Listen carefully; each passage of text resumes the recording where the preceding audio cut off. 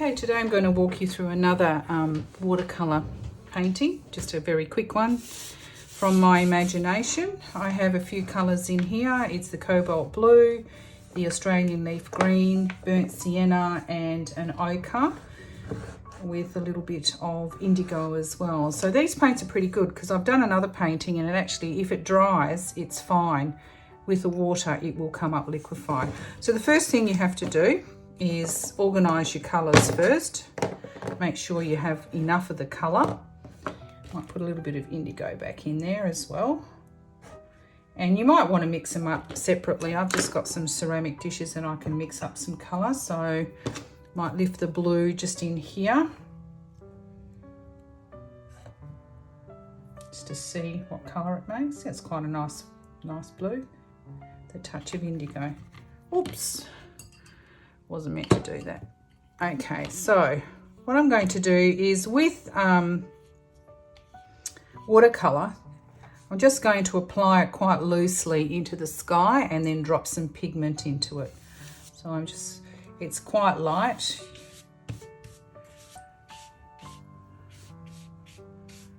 Right. Make sure that it's quite wet. I am actually using 300 GSM watercolour paper, hot press. Sometimes I use others if I don't have this paper. It is hard to do this without watercolour paper because it needs to absorb the pigment, and the reason why I tape it down is because it stretches the paper. Otherwise you will get a buckle. In saying that, at times you do still get a buckle, and you're probably wondering, well, why am I using blue masking tape? It is actually low tack, so there's different ones that you can buy from the hardware, and they're specifically designed for painting. Now you want to get quite a big brush. The normal brushes that you can use, unfortunately I don't have one, is a mop brush. So you just put the pigment in and let it run, quite a lot of it.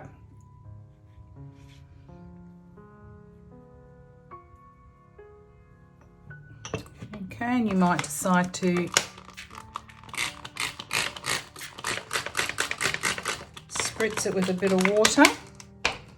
I like to lift it sometimes and let it run all over the place, so I'll just peel it off a little bit here and let it run before it dries. And you can run it back in as well.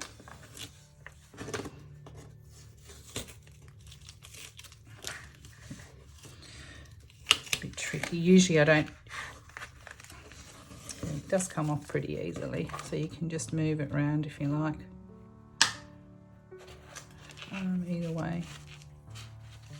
It'll only pull in the areas that it has water, nowhere else. See how it's sort of running across there because I actually didn't wet it. Okay, so I'll just tape that quickly down.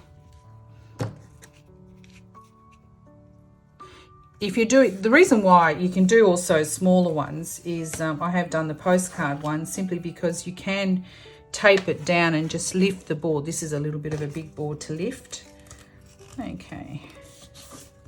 I really like this technique. It's so much fun. So usually I'd go away and wait an hour or two for it to dry, or you can force dry it with a hair dryer and move the water around. But what I'm going to do today is a bit of an experiment. I'm going to put a bit of a landscape.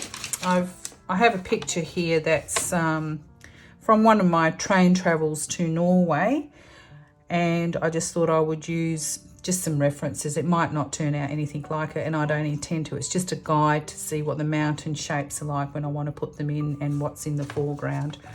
So I will wet again. I'm using a very thick house brush to wet it, but only in the areas that are dry, because I do not want the water to run into the sky because I'm going to use a different colour. So switch my things over now that I've got that, and pretty much I'm going to use a lot of black. If you do have a mop brush, As I said in the beginning, I've got limited colours and paintbrushes, but if you have a mop brush, it's literally like a big mop and you just swoop it across. It's fantastic. So you just swoop the colour across like that and let it do its own thing. Just one big swoop. And a mop brush would be 3 times the size of this. So you can actually apply quite a lot of pigment, be quite liberal with the pigment.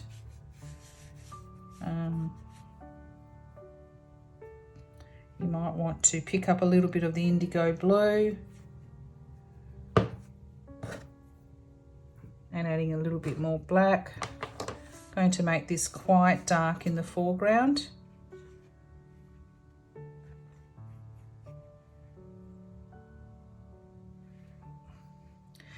It's wonderful, just you can't really tell what's going on. It's just wonderful how it just bleeds. Now it's starting to dry, so it's not going to bleed as much. And that's when you can get your spritz water, and this creates a little bit of texture. Sometimes I sprit too much and I end up with splotches everywhere, and I thought, oh, I didn't intend for that to happen. But the splotches can be quite atmospheric and interesting as well. So I'd wait for that just to dry a little bit. And then you might add a little bit of ochre to it just to see what happens in certain areas.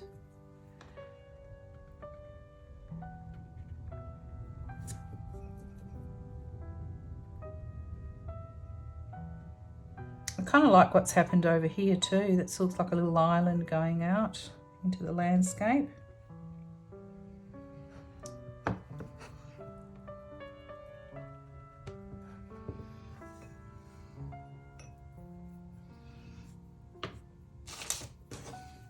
These are great brushes, fan brushes. Make sure that they're dry. So I've used one in the previous painting which hasn't dried. You can get all different sizes of these, and you can even cut them up to make them a bit zigzag. Okay, and what you can do with this is you just push and flick. Sometimes just close your eyes and do it. Don't sort of control it too much, because nature isn't that way inclined. Just to add a bit of texture to it. It's sort of a roughy bush there.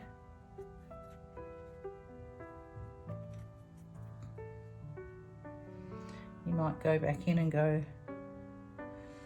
it was better when it was dry because it wasn't as close together, where it's fanned out a bit more. So you can fan it a little bit and see what happens. Yeah. Sometimes it's best to wait for it to dry a bit, and then you just lift the pigment up as much as you can. So I might just wait for that brush to dry.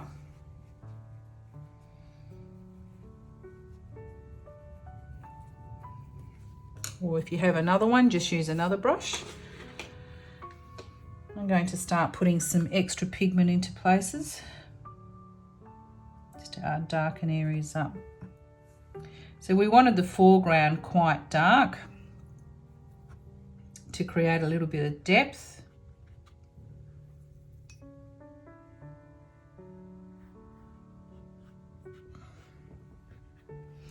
Okay, I'm seeing a pool of water up here, which is I don't want that to happen. So I'll go in and just add a little bit of water and blend it back. You've got to blend it right back to the edge of the page. You can't just stop, because it leaves a watermark, what we call a watermark in watercolour. That's pooling, but I don't mind that. It's an interesting pool of water that's happening there. So you can flick it back that way. See what's going on. I like the white in there too.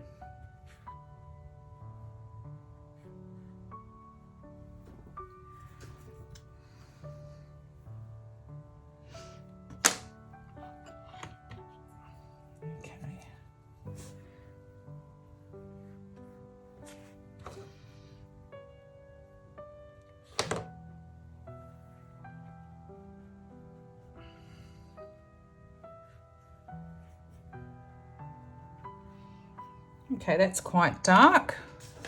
I want some texture to it. Oh, this is...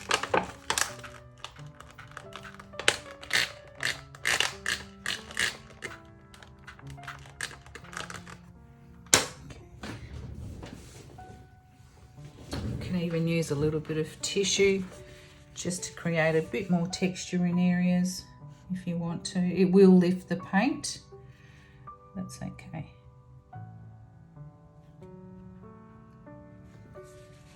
Sometimes it's good to even use scratched up newspaper. Tissue can be a bit soft and it leaves a bit of a residue like here.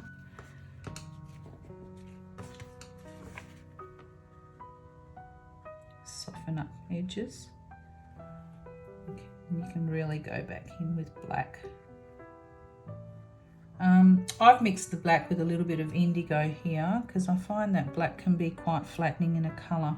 I have done some atmospheric painting using Payne's Grey in one of my other series, and that worked quite well.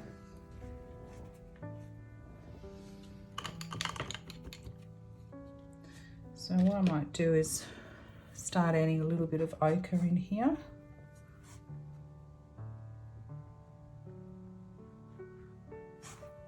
And then just play with this brush, push it around. I just want to almost tint that landscape a little bit.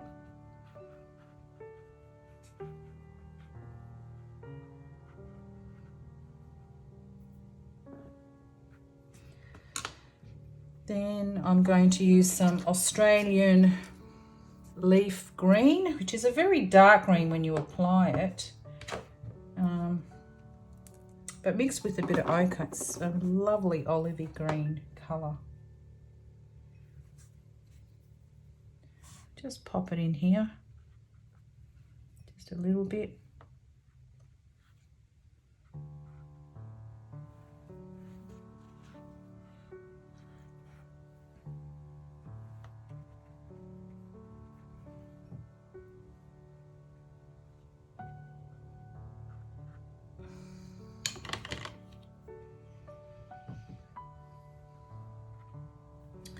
And again,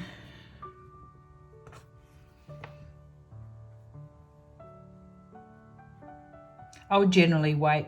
I'm getting a bit impatient for this all to dry and work back into it. Just want to see what happens. So I'm sort of really working wet on wet rather than waiting for every layer to dry. You can even lift areas if you want. I might lift out that area in there and just see what happens. Create a bit of contrast.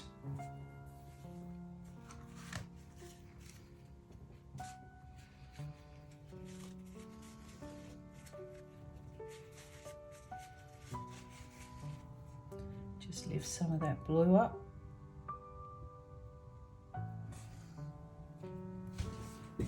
Again, I have a flush of sort of colour happening here. So because it's sort of dry, you might want to put a little bit of pigment in here.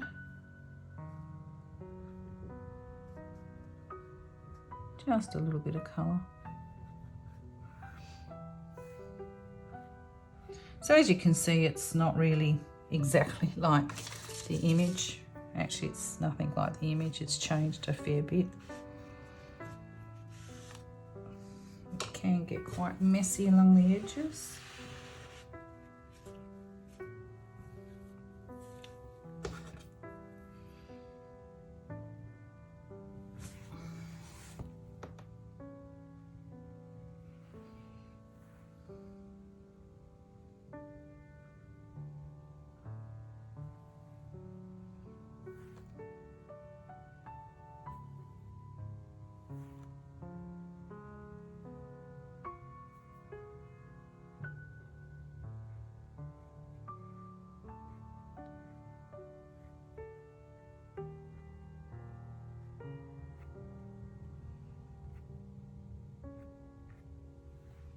Just flicking it, see what happens.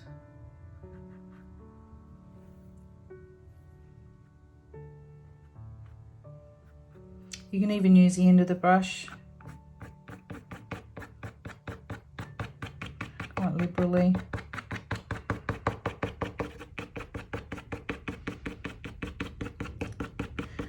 This is the fun bit. I love doing this. Scratching back into it. It's almost etching it. Because don't forget, landscapes are quite rugged. You don't need to be too precious with it. You think you've done too much, use your fingers. I might need to put a little bit of contrast in that area, so I might go for a use of a smaller brush. So the brushes that I've actually been using, I didn't introduce them to you, is the fan brush, which is a number 2, and they come in different sizes. The 4 domed brush I've used. This is the only moppy brush, but it's not really a moppy brush. It's considered a dome brush, which is a sable number 8.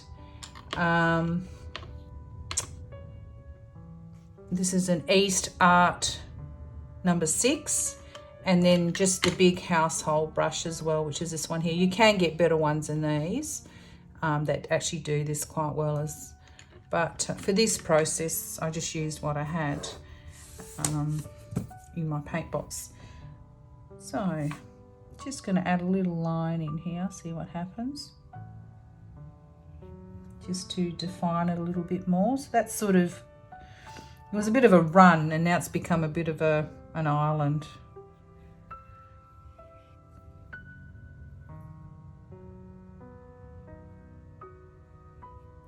And as the paint dries, it dries up quite light. I'm always sort of worried about putting too much pigment, but then realise, oh, it is actually drying quite light, so it doesn't really matter. So what I might do, I might go back while it's dry up here and just flick some tiny ones in here.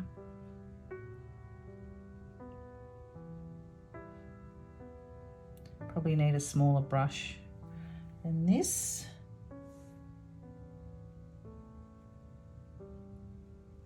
It's all experimental, which is it's fun. Some of it works out, and some of it I've had major disasters. And sometimes the better ones that I do, I don't even video, and I think, oh, I should have videoed that. So that's working out quite well at the moment, but I do want to add a little bit more black to the back, just in here, and I'll scratch back into it just to give it a bit more depth.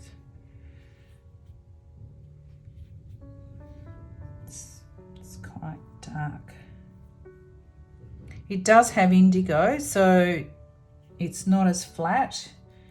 I discourage people to use plain black simply because it is too flattening and it stands out a bit too much. So now we've got this area here that looks a little bit too light, so you might need to contrast it a bit over the top of those markings. And you can go over the top. They have sort of scraped into the paper and not making a lot of a difference. Just adding to it. So,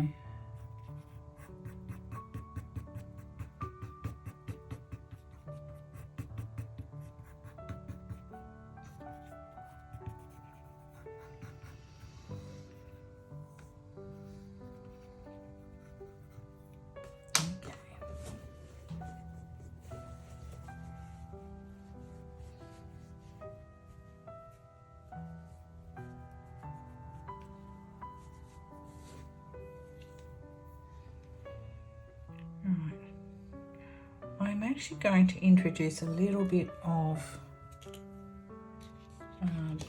burnt sienna, which has a little bit of red in it, just to see what happens. I'm not quite sure how it's going to pan out. Might not look good, but just to give it a bit more of that earthy look.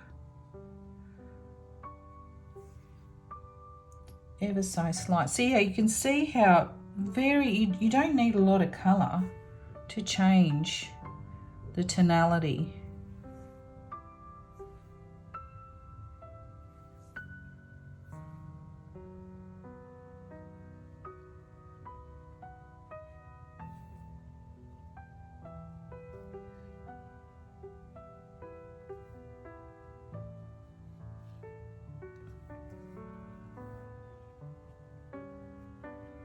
I probably need to put a bit of definition in here. Even try and spritz it a little bit just to see what happens now.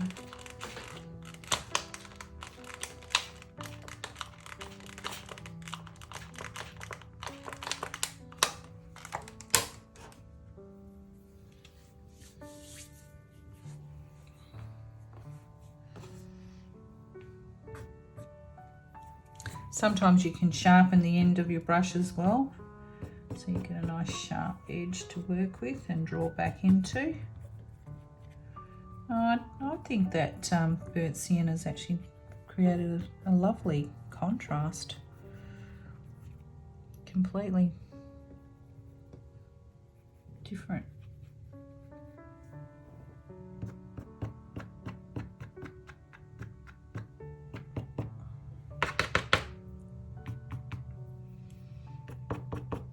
I like the way the spritz adds speckly effects to it. So sometimes you can push different things into it if you find different textures. I was trying to use tissues or scrunched up paper just to see what it looks like. So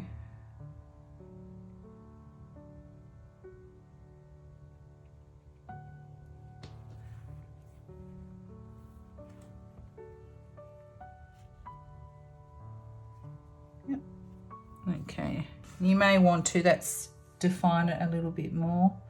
So just go to your leaf green and a little bit of ochre.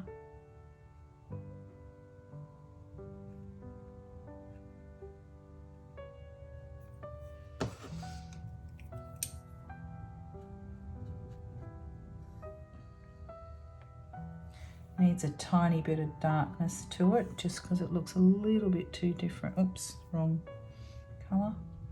It's the trouble with the dark green, it looks almost like black.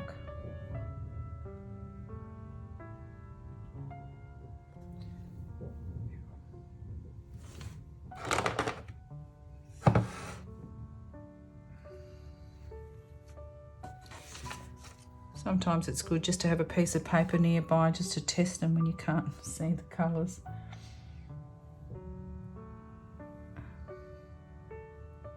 You can also work on a big plate. I just chose the small one because I introduced it with a few colours, and then you never can predict what you're going to do. Well, I can't, and I don't know what colours I'm going to use. I have got limited colours, but I decided to add a few more other colours.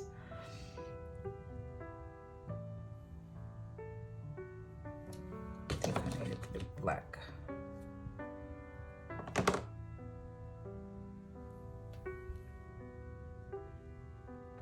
Okay, see, that's a little bit too dark for me because we don't want it too dark. We're trying to go and just so it gradually not advances, sort of recedes into the background.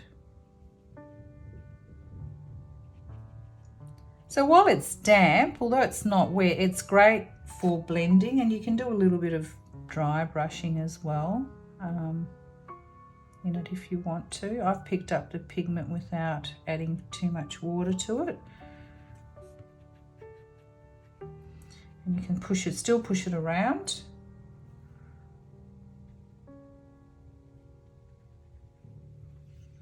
This is bleeding a little bit, so I'm going to put a little bit of a line for some distinction in there.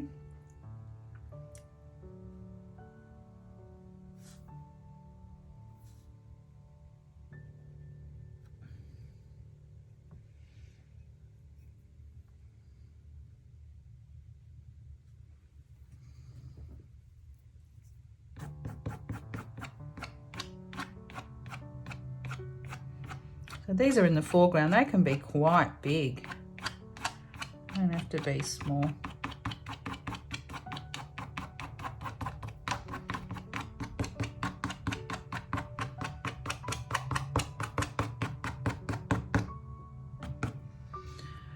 Okay. Now, I might add a tree to it, see what happens. It's a little bit wet, but I might put the tree in here.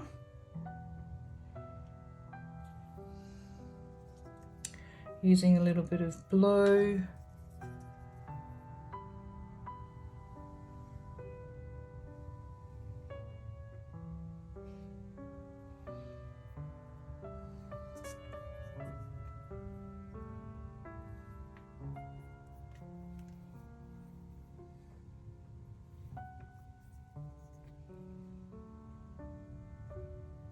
And the tree's bleeding, and the reason why the tree's bleeding is because the sky, I haven't waited for the sky to dry. So your best bet's to wait for the sky to dry.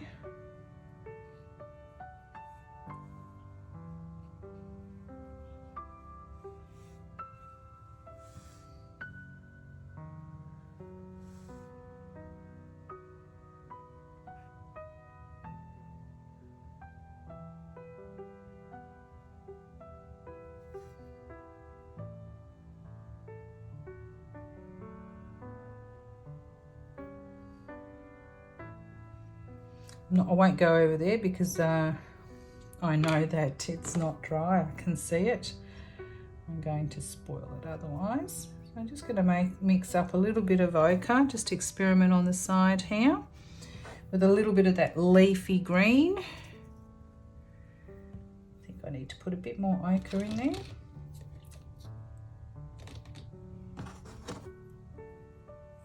Yellow ochre.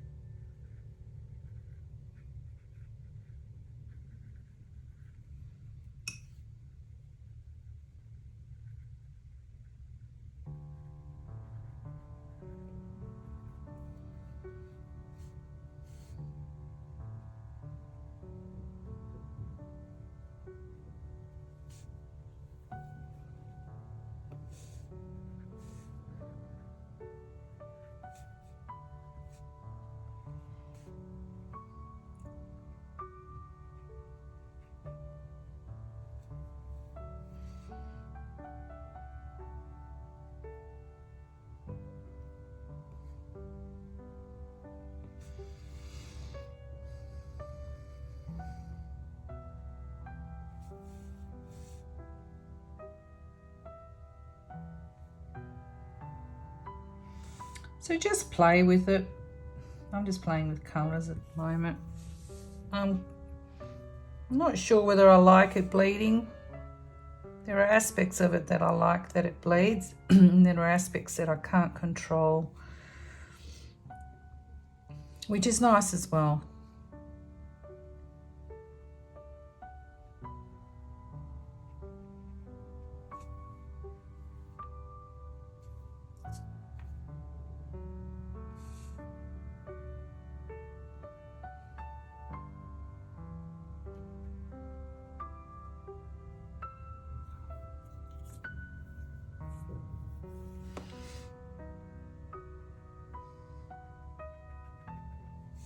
So depending on how you brush, you can stipple your brush, just dab it. Gives you different textures. It gives you the top leaves.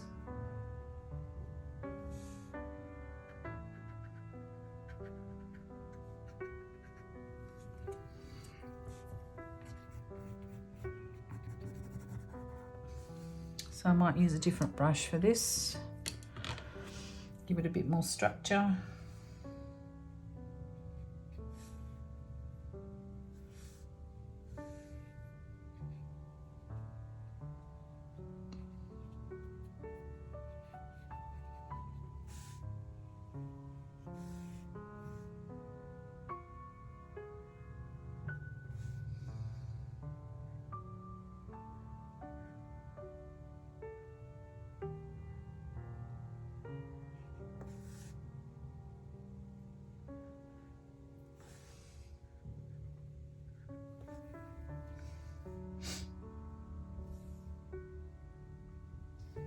to the very tip of the brush.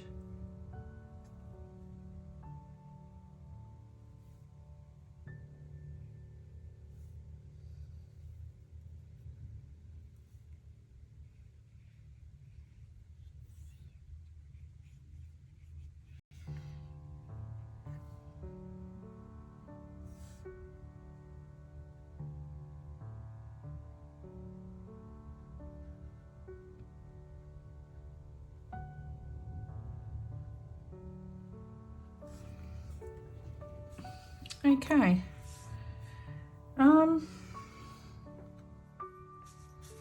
You might want to brush it down, put some darker.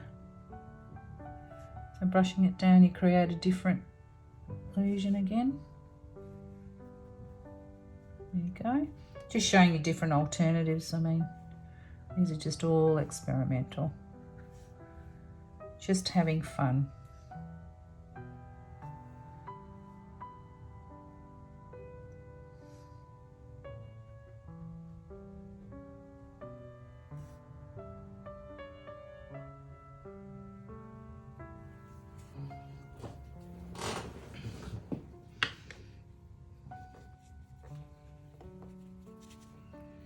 Before it dries, you want to blend it in a little bit.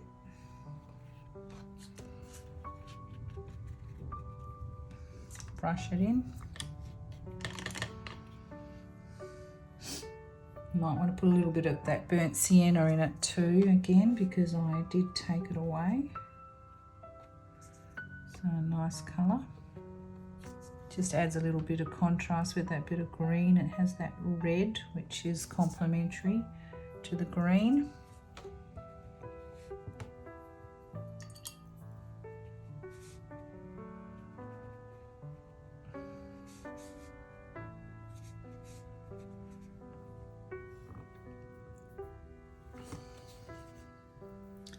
Might go back in here and just define it a touch.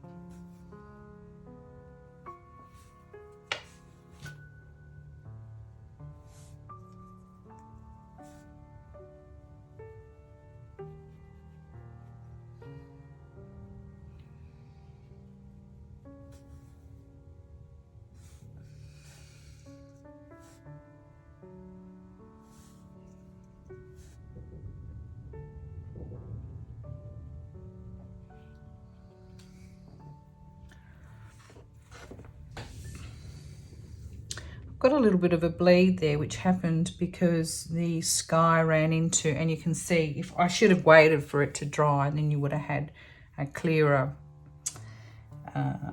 blue sky. I don't mind it. It's a little bit different, is to have the other colour, but I can absorb it. Oops. Just make sure you have clean tissue, not dirty one like I have.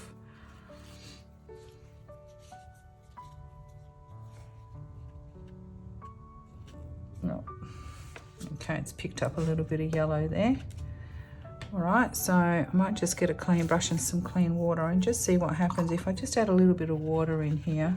Oh, it's too late. You see how I can't move it now. There are products that you can buy on the market. It actually bleaches it out if you've done that. Okay, I'm just going to add that to the sky.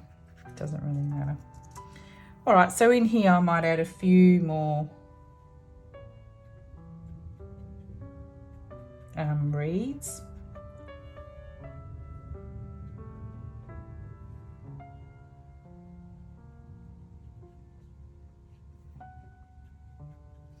And it's still a little bit wet, might be able to scratch back out. So while the pigment is still wet, you can scratch back into it. Yeah.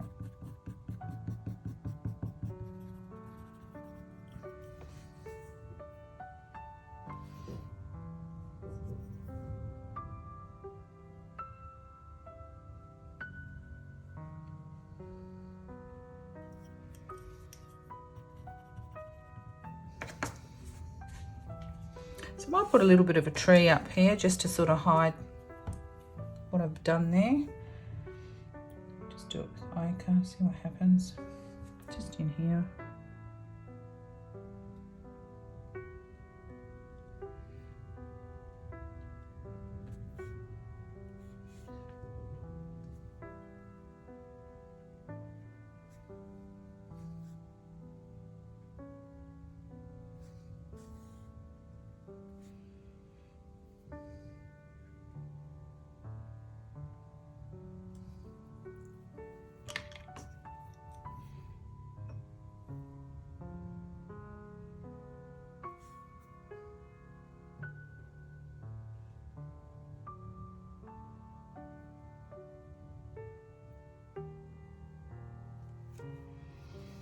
Okay, so this is looking a bit mucky now, so I'm actually going to add a little bit more colour in here by adding a little bit of burnt sienna brown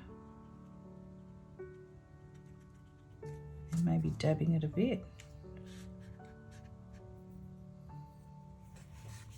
I like that way, that black in there, it's quite solid, but it's dried up really nice with quite a nice texture, and it adds quite a nice contrast to the background.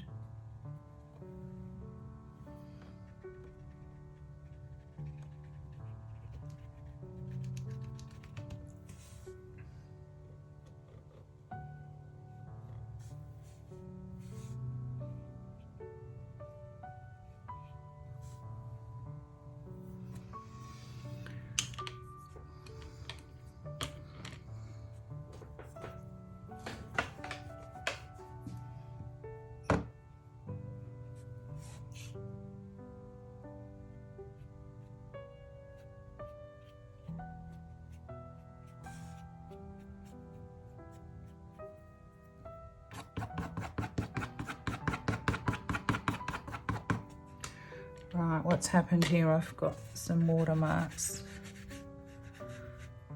that I want to prevent from happening.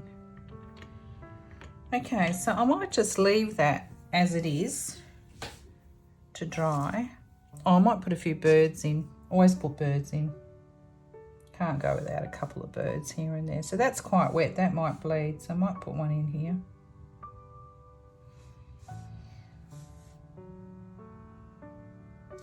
Often use birds when I make mistakes in my paintings. There's little dots that shouldn't be there. They become my birds.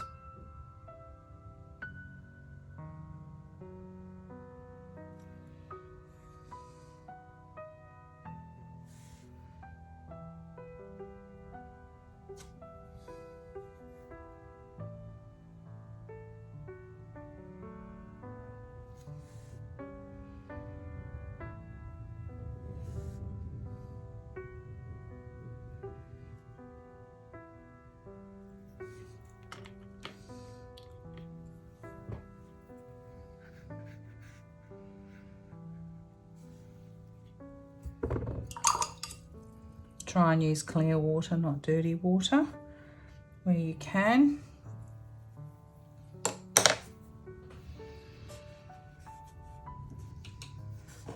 And that's it for today.